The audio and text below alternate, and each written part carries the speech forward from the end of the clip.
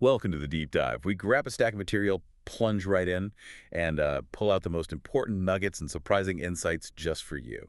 And today we're diving into something, well, truly extraordinary. Our source is based on excerpts from a document called TP-typeset 7YS0MD.PDF.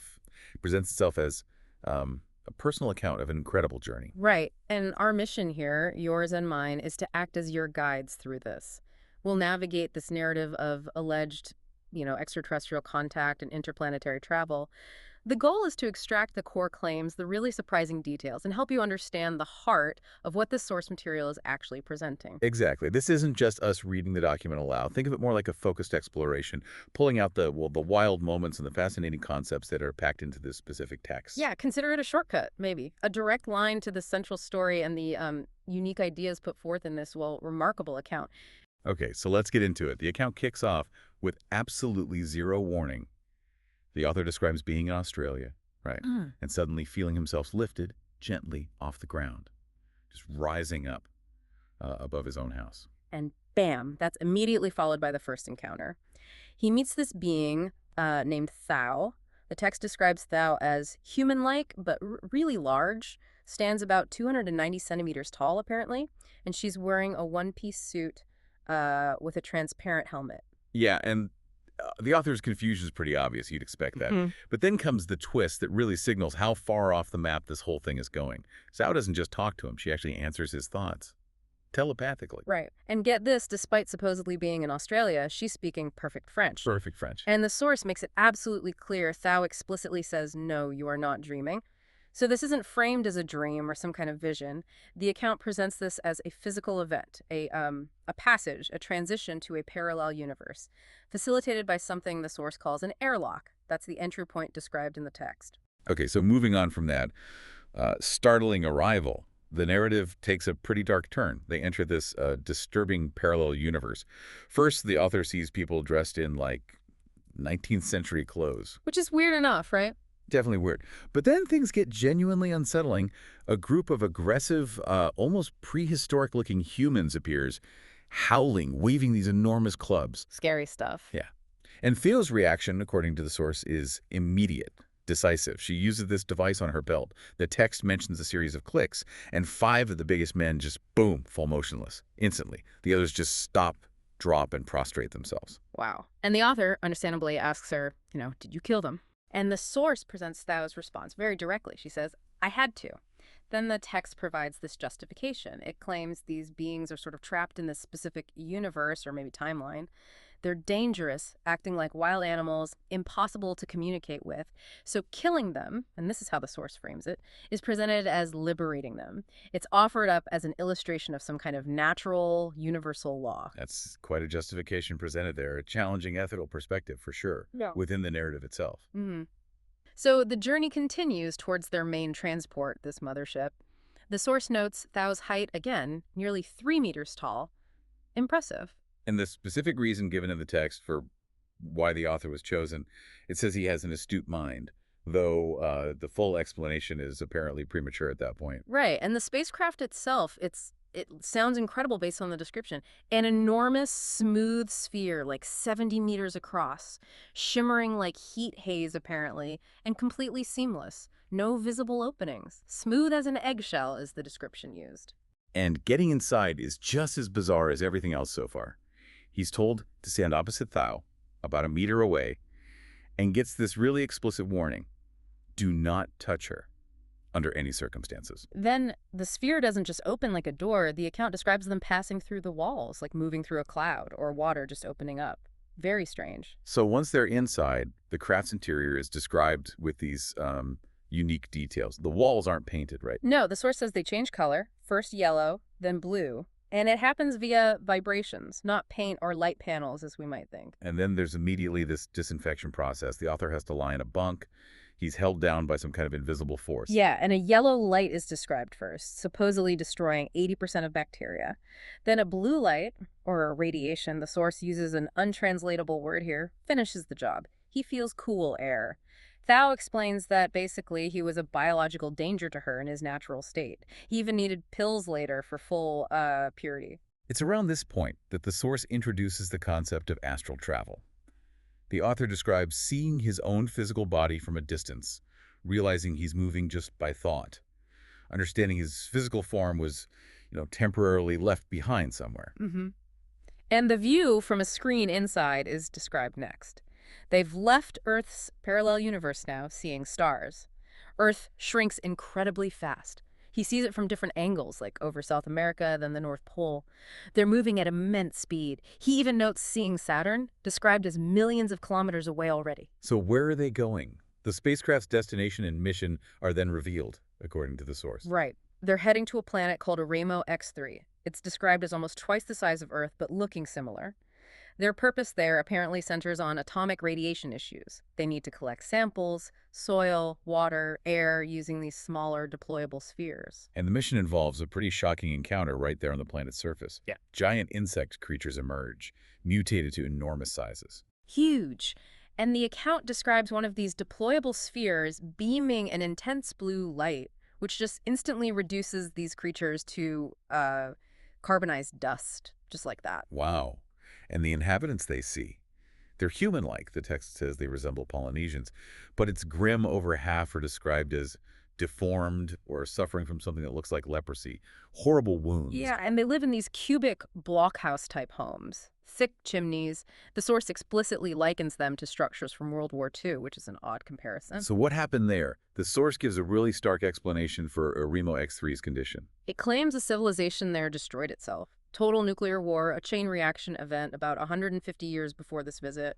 And these inhabitants, they're presented as descendants of Earth's own ancient ancestors from a lost continent the source calls Bakaratini, another lost continent mentioned. So the visitors provide aid, right?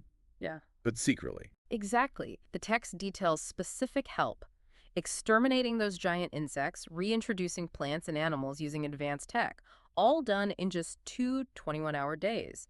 But the striking part is why it was hidden, according to the source. Reasons given include security, yes, but also avoiding psychological dependency, and citing a specific universal law that apparently forbids, quote, serving the meal on a plate. Interesting phrasing. Isn't it? So instead, the source says guidance was delivered indirectly. Telepathy, dreams, maybe a voice from the heavens. This led the inhabitants to believe the visitors were actually gods. It's a really specific take on non-intervention presented in this narrative. Okay, so after all that happens on Aremo X3, the author describes this sudden, almost jarring return to his physical body. Yeah, he experiences really unpleasant sensations, limbs feeling like lead, a sense of paralysis. Thao explains it happened because his physical body essentially recalled him, like a homing signal. And then the account offers a really detailed description of Thao when her helmet is finally off, giving specific physical attributes. Right, like long, silky, golden blonde hair, striking blue mauve eyes, a large, slightly protruding forehead, perfect teeth, a slightly angular chin, and it even mentions a faint shadow of hair above her upper lip. Very specific details. Then the narrative shifts. They finally arrive at Theoba itself, and the initial visual impression is described as profoundly different from Earth. Totally different. The source describes it as incredibly vivid, radiating colors. It even uses specific, untranslated words, Thiosola koviniki, for the vibrant colors there. Explicitly contrasted with Earth's colors, which are called kalbaloka, meaning dull in the text. So it's a linguistic distinction presented to emphasize a whole different level of perception. And the architecture, also very strange apparently. Egg-shaped buildings everywhere, some half-buried, some upright. Get this, no visible windows or doors. Entry is described as being through a light, passing through the walls like a cloud again, just like boarding the spaceship. And once inside these buildings, he reports it looks just like the outside, which he finds really disorienting. Yeah, and the account notes strange gravity effects too. Like his own movements feel clumsy because he weighs less, but then a seat is described as heavy. While a small, egg-shaped nucleus thing is light, this is explained in the text as being due to manipulated magnetic fields. Their tech copies nature's forces, specifically something called the etheric force, and vibrations again. So this journey culminates in a really pivotal meeting, doesn't it? with 7 beings called the Theory. That's right, presented as the seven masters. They're encountered in this central structure, a doko. They're sitting cross-legged, described with luminous eyes and, interestingly, golden halos, which the source explicitly points out were seen by ancient Earth artists and depicted in our art history. And the role of these theories, as it's presented in the account, it's to assist, guide, and sometimes even punish planets under their guardianship. Mm-hmm. And they reveal they specifically selected Michel, that's the author, for a mission to report back to Earth through the book he's eventually supposed to write. And their core message about Earth, according to the source, it's quite stark, isn't it? It is. They view our civilization as heading towards a moral and spiritual catastrophe, driven primarily by materialism, this obsession with affluence, with envy, jealousy, keeping up with the Joneses. The source explicitly states this is a greater danger than atomic weapons. And the text uses specific historical examples to illustrate this point about backward steps. Yes, the source specifically mentions Nazism and Russian camps as examples it uses to illustrate what it considers regressions in civilization. We're just relaying this as it appears in the source material, of course. Right, important distinction. And an important concept introduced here is auras, too. Yes, auras. The source describes them as colored, vibrating energy fields around beings. They can apparently be seen and read, reflecting health, intentions, spiritual level, that sort of thing. And the account claims ancient people on Earth could see auras and suggests this ability is actually crucial for making, quote, correct choices going forward. Earth is also called the planet of sorrows in the narrative. It is. But interestingly, this is framed in the source not necessarily negatively, but as a specific type of learning environment, one designed for intense spiritual development because of the challenges. The theory connect this idea directly to the necessity of cultivating the mind, the spirit, for true progress. Okay, the revelations keep coming, and they get even more, well, astonishing as the narrative progresses. They really do. The source makes a truly remarkable claim that Jesus was actually sent to Earth from Theuba about 2,000 years ago. That's huge. It is. And the account explicitly states the traditional Virgin Mary and Annunciation story is basically true, but involved, a spaceship, one of their beings appearing to Mary. And embryo implantation performed under hypnosis. The author himself expresses his shock at hearing this claim within the text. Wow. Okay. And there's also a connection made to La Chanussi. Yes, described as the last king of Mu. The source claims he also originally came to Earth from Theuba and later returned there. So another connection to this lost continent idea. Then the author meets another being, Arche, from a place called Planet X. Right. And Arche's physical appearance is described as, abnormal, even monstrous, which the source deliberately contrasts with his aura, described as highly spiritual and good. Appearance versus essence. And Arche's story about Planet X. He describes it as another planet of sorrows, explicitly stated as being in the same category as Earth. He talks about similar problems there, nuclear holocausts in their past, dictatorships, crime, all that. But significantly, Arche shares that his planet successfully underwent a completely nonviolent reform, a different path taken. Which leads into this concept of planet categories, right? Exactly. The source introduces this idea that planets are categorized 1 through 9, basically. And astral bodies, the soul or spiritual essence, can't just jump to higher categories based on, say, technology. Ascension only happens through sufficient spiritual evolution and emigration between planets, only possible to others in the same category.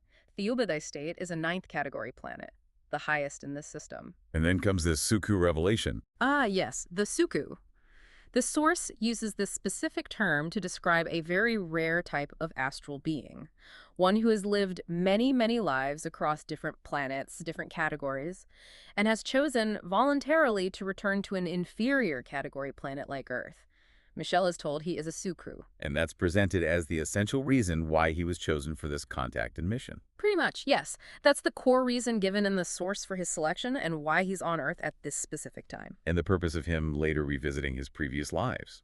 It's explained as a way for him to truly understand reincarnation firsthand, so he can explain it properly in the book he's supposed to write. The whole process is presented as this path of continual refinement for the higher self, using the physical body as just a temporary tool, life after life. So the final major segment of this account is a guided journey. Not in his physical body this time, but in his astral body. or psychosphere, as it's sometimes called in the text. He travels back through time to witness events on the continent of Mu, supposedly 14,000 years ago. The experience itself is described with strange, spontaneous sensations, not like normal seeing or hearing. And key details from this uh, purported journey to Mu are highlighted in the text. The Savannah Pyramid, for instance. Right, it's described not as a tomb or a palace, but as a tool, a functional device for capturing cosmic rays, acting as a communication center with other planets, even other universes apparently, and even used for making rain. Advanced stuff. The account also mentions the use of anti-gravitation tech for moving enormous stones from quarries. Sounds familiar to other ancient mystery theories. It does, and the source claims the leaders of Mu deliberately kept their most advanced knowledge, things like nuclear energy, anti-grav, ultrasound tech secret, to maintain power and security, which, the narrative suggests, ultimately contributed to their downfall. A cautionary tale element there. And the journey includes actually observing the cataclysm that destroyed Mu. Yes, witnessing a volcano eruptions, a massive tidal wave, and according to the text, the land itself physically rising up to block the initial waves before eventually succumbing. And there's that brief, really personal connection described during the cataclysm. Yeah, where he sees his own astral body inhabiting a sailor from that time and experiences this profound feeling of love and oneness with that past self right at the moment of death during the disaster. Which ties into the Theoban perspective on death again. Exactly, reinforced here as the liberation of the astral being. The text notes the people of Mu actually celebrated this during the passing of their king, viewing death completely differently than we tend to. Then finally he visits his body preservation doko. Right, near the end, bodies are seen in levitation, suspended in the water of a lake inside this structure. The source specifically notes Christ's body is among them, along with others from different planets. It's presented as a profound mystery, something the author is told not to document in detail. There are 147 bodies, apparently, and interestingly, none resembled Archai from Planet X. Okay, so the account then wraps up with the farewell and departure from Theuba. Yes. The author describes feeling immense sadness. His enhanced abilities, the aura sight, the universal language understanding described as temporary tools for the journey they begin to fade. Thao explains the purpose was knowledge acquisition and makes a final comment on the, quote, dullness of earthling auras, linking it directly to our focus on material things. And just before leaving, there's that brief mention of Thao being a hermaphrodite. Correct. It's mentioned almost as an aside, but connected to the idea of their superior physical bodies and their understanding of the fluidic body or chakras. The text specifically names the corollas, mulatara, and Palanteus points, suggesting these are key to their advanced physiology and abilities. It's another layer added right at the end. So, wow, that was quite the journey we've just unpacked from this source material, wasn't it? It really was, from an unexpected liftoff, an alleged abduction. Right, through a disturbing parallel universe, boarding their incredible craft, visiting a post-apocalyptic planet, and finally arriving at Theuba itself, encountering masters, receiving these profound, sometimes really shocking revelations about Earth's history, spiritual laws, the nature of existence, all based entirely on the specific details presented in this document we've been exploring. It is a truly expansive and unique narrative contained within these pages, isn't it? Yeah. Offering a very specific, very detailed account of purported contact and presenting a distinct cosmic perspective that's unlike many others you might come across. Absolutely. And our mission here was just to extract that core information, those surprising claims presented in the text. We've navigated through the key events, the diverse beings encountered, and the, philosophical and historical claims made by the source's author, all through his purported experiences. It certainly gives you a tremendous amount to consider. Diving into accounts like this, well, it really challenges our conventional understanding of what's possible, what might be out there, as framed by the text itself, of course. Exactly. And based purely on the source material we've just explored together, here's maybe a provocative thought for you to consider as we wrap up. If, and it's a big if based on this one account, but if, as this narrative suggests, our commonly accepted understanding of history, of spirituality, of the universe itself is profoundly incomplete, perhaps even deliberately obscured, then what other fundamental truths might be waiting to be uncovered? Not just out there in the vastness of the cosmos, but potentially hidden within our own history and even within our own consciousness. Lots to think about there. Thank you for joining us for this deep dive.